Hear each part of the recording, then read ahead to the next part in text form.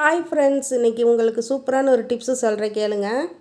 சீசனில் பட்டாணியை வாங்கி நம்ம ஸ்டோர் பண்ணி வச்சோம்னா ஒரு வருஷம் வரைக்கும் கூட கெடாமல் இருக்கும். ஃப்ரிட்ஜில் வச்சிட்டோம்னா அது எப்படின்னு பார்க்கலாம் வாங்க.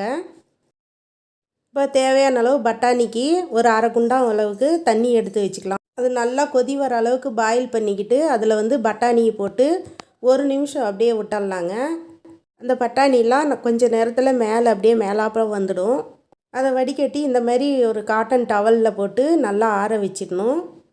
நல்லா சூடு ஆறுனதுக்கப்புறம் எடுத்து ஒரு ஏர்டைட் கண்டெய்னர் டப்பாவில் போட்டு நல்லா டைட்டாக மூடி வச்சுக்கலாம். அதை நம்ம ரெஃப்ரிஜிரேட்டர் பண்ணிட்டோன்னா ஒரு வருஷம் வரைக்கும் கூட கெடாமல் யூஸ் பண்ணிக்கலாம். அப்பப்போ எடுத்து யூஸ் பண்ணிக்கலாம்.